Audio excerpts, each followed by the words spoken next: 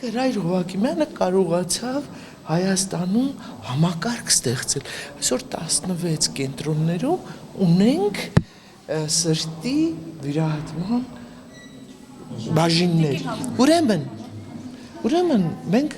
չենք այդպես դիտարկում, սա առաջինը։ Երկրորդ վերցրեք մամոգրաֆիայի կենտրոնը։ Առաջ կնոջ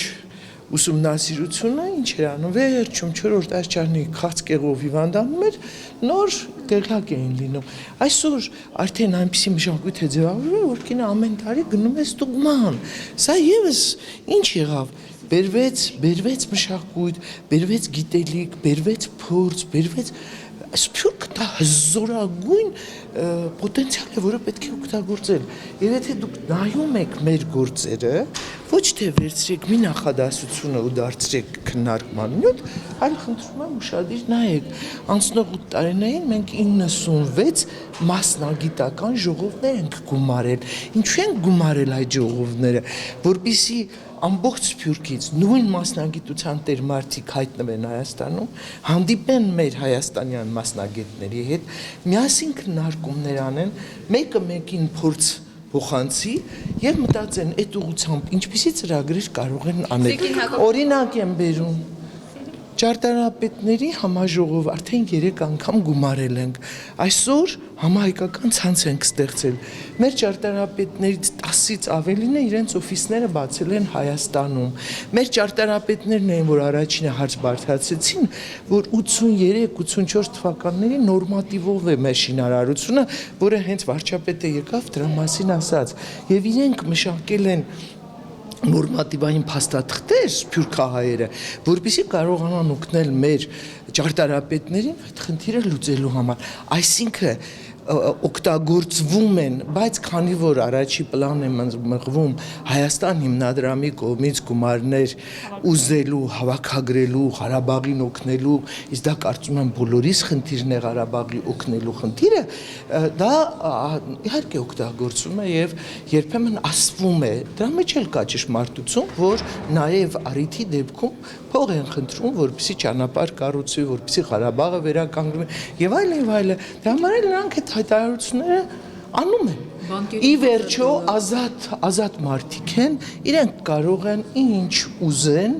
այնպես էլ խոսեն, մենք չենք կարող նրանց ասել ինչու եք խոսում, եւ դուք որպես նաեւ լրագրողներ պետք է հաշվի առնեք,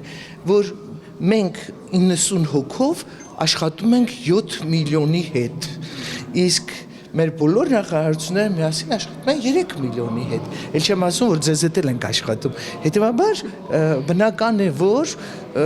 նրանց կարծիքները պետք է տարբեր լինեն, նրանք բազմաշերտ են, բազմաբովանդակ են, բազմաուղղվածություն են, տարբեր երկրների քաղաքական տնտեսական ռեժիմների ազդեցության ներքո են,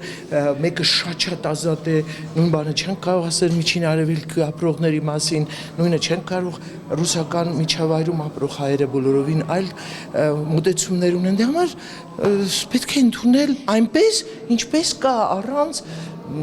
դրանից մեծ չգիտեմ, պատմություն սարքելու այսպես ասեմ։ Երեք վարչապետը հանդիպում է ունեցել լրատվամիջոցների ղեկավարների հետ եւ պատասխանելով նրանցից մեկի դիտարկմանը, թե արդյոք չի հեղինակազրկվել անդամակցելով հանրապետական կուսակցությանը, պատասխանել է, որ այո, հեղինակազրկվել է Կարեն Կարապետյան անձը։ Դուք որպես հանրապետական կուսակցության ներկայացուցիչ, դες վիրավորված չեք զգում, որ Կարեն Կարապետյանը ասում է իբրև հեղինակազրկվել է անդամակցելով ձեր կուսակցությանը։ Վարչապետը ունի իր կարծիքը եւ ինքը կարող է արտահայտվել, յուրաքանչյուր մեկը ունի իր կարծիքը։ Մեր կուսակցությունը ամենամասսայականն է, բնականաբար դուք ինձնից լավ գիտեք, 150,000 մարդ, որտեղ հավաքես 150,000 մարդ, որ բոլոր շերտերից էլ չլինի։ Մեկը կարող է այնպիսի մի քայլ անել, որը բոլորիս է համարել օրինակ, մեկի քայլը վիրավորական լինի, բայց ընդհանուր առմամբ այսօր մենք պետք է փորձենք եւ կուսակցության հեղինակությունը բարձրացնել եւ կուսակցական ղեկավարների օգնել, որ իրենք եւս կարողանան իրենց առաջացած խնդիրները իրականացնել։ Ես կվիրավորվեի մի դեպքում, եթե ես այնպիսի արարք թույլ տայի, որը կարող էր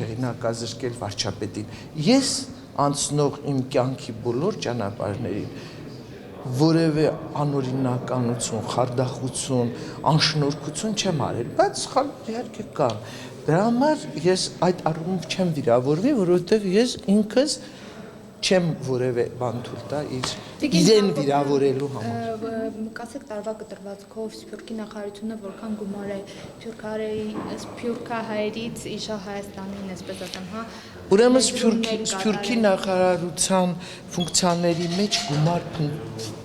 ուզել, գումար փոխանցել չի մտնում։ Սփյուռքի նախարարության գործառույթների մեջ մտնում է ներկայացնել Հայաստանում տնտեսական իրավիճակը, քաղաքական իրավիճակը, մշակութային իրավիճակը, որպեսզի սփյուռքահայը տեղեկացված լինի։ Դա լինի իմ հանդիպումներում, դա լինի մեր ելույթներում, դա լինի մեր հարցադրումներում։ Երբ ես $1000 մասին խոսեցի, դուք չգիտեմ ինչու այդպես մեծ այո, ես նույնիսկ երեք այնպիսի մի մեծ գումարի մասին լսեցի, որ հաճույք ստացա։ Մեկ օրինակ ինձ ասաց, որ Տիկին Հակոբյան 1.5 միլիոն բերեցինք եւ ներդրեցինք հայկական բանկերում։ Դա հաճույք էր։ Ես կարող եմ ձեզ ցույց տալ այն նամակները, այն հարցադրումները, այն ինչերը վերաբերմունքը, որ սփյուռքահայերը արեցին։ Օրեր առաջ մի կին եկավ $200,000 էր բերել Լիբանանից եւ խնդրում էր ես օգնեմ, ես ասացի դուք կարող եք բոլոր բանկերում տնել, ինձ համար նշանակություն չունի որ բանկում, ինձ համար կարևորը որ գումարը մեր բանկերում լինի եւ բանկի տոկոսները ցածրանան։ Եթե կապիտալը շատանում է բանկում, դա այնքան հասարակ թվաբանություն է։ Ես տնտեսագետ չեմ, բայց մաթեմատիկոս եմ։ Եվ այդ հաշվարկի արդյունքում մենք կարող ենք ականատեսը լինել, որ բավականին ներդրումներ այդ առումով փողերի վերադարձ Հայաստան եղավ եւ քանի որ ինքը երևույթը գաղտնի է, որևէ մեկը հայտարարել չի կարող, բայց կան անհատներ, որոնք գալիս եւ հայտարարում են, որոնց նույնիսկ ես կարող եմ ձեզ ծանոթացնել, խոսեք, իմացեք, շատ լավ է։ Մեկը կանադայից գրեց ոչ թե 1000, այլ յուրաքանչյուր աղջկաս համար 3000 եմ դնելու եւ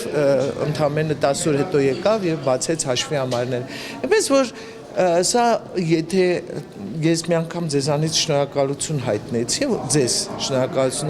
որտեղ այդ աղմուկը տարածվեց Սփյուռքը Սփյուռքին օգնեցինք իմանա եւ Սփյուռքը սկսեց գալ եւ դնել։ Տիկին Հակոբյան վերահսկիչ պալատը մի շփոթ հայտնել էր Ինչ լավ հարց տվեցիք։ Սփյուռքի մեծ պարգևադրումների մասին էր այնտեղ խոսվում պարբերաբար։ Ուրեմն վերահսկիչ պալատի հայտարարության կամ հարցի պատասխան ասեմ։ Սփյուռքի նախարարությունում խախտում անօրինականություն չարաշահում չի եղել։ Սփյուռքի նախարարությունում եղել է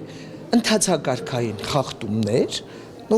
անճշտություններ, որոնք իրենց ուսումնասիրության կամ եթե կասեք ստուգումների ընթացքում վերացել են։ Սա պարոն Յոլյանի հայտարարությունն է, որը 9-րդ վարչության պետն է, որը ղեկավարում էր այդ ստուգումները։ Մենք կատարել ենք օրենքի սահմաններում, օրենքի շրջանակներում քայլեր։ Եթե մենք խնայել ենք գումարներ եւ հետ ենք ուղարկել բյուջե, դա չի նշանակում, որ դա մենք խախտել ենք, հիմա պետք է վերադարձնենք։ Ես պարգևավճարները նույնպես մենք նորմալ ձևով տվել ենք, աննորմալ որևէ բան չենք արել։ Եվ մեր նախարարության այսպես աշխատանքը շատ ոչ նորմավորված է։ Եթե ասենք մյուս նախարարությունները ավելի չեմ կարող իհարկե համեմատել, բայց քան որ մենք ժամը 7-ից հետո ենք կարողանում Ամերիկայի հետ աշխատել, մնում են աշխատողները, շաբաթ-կիրակի են գալիս, որպեսզի ժողովներ անցկացնենք, նրանք շատ մեծ ծանրաբեռնվածություն են, եւ եթե մի 10 հոգու, 20 հոգու կամ բոլոր նախարարություններում են ընդունված եւ կարծում եմ ձեզ մոտ էլ դեկտեմբեր ամսին 13-րդ աշխատավարձ տալ սա սովորական երևույթ է կարծում եմ, իսկ արդեն նախորդ վարչապետը քանի որ ֆինանսական դժվարություններ կա, արգելել էր եւ մենք պարգևատրումներ այս տարվա ընթացքում ընդամենը 8 հոգու ենք տվել։ Եթե դա մեծ բան է, ես չեմ համարում մեծ բան։ Կամ վերահսկիչ պալատը արձանագրել է, որ մեզ մոտ տարեգիրքն ենք տպագրում ամեն տարի եւ մայիս ամսին դեռ 600 հատ մեր պահեստում կա, այդպես էլ պիտի լինի։ 2.5 կիլոգրամ է այդ գիրքը, 1 կիլոգրամը ուղարկել փոստով, դա նշանակում է 7 եվրո։ Կրկնակի 14-15 եվրո ծախսել գիրքը ուղարկելու վրա, մենք դրա գումարները չունենք։ Մենք 50,000 նույնիսկ դասագրքեր ենք ուղարկում։ Այդ իսկ պատճառով մենք սպասում ենք ամառվա ընթացքում մեր ծրագրերի մասնակիցները գալիս են, խնդրում ենք,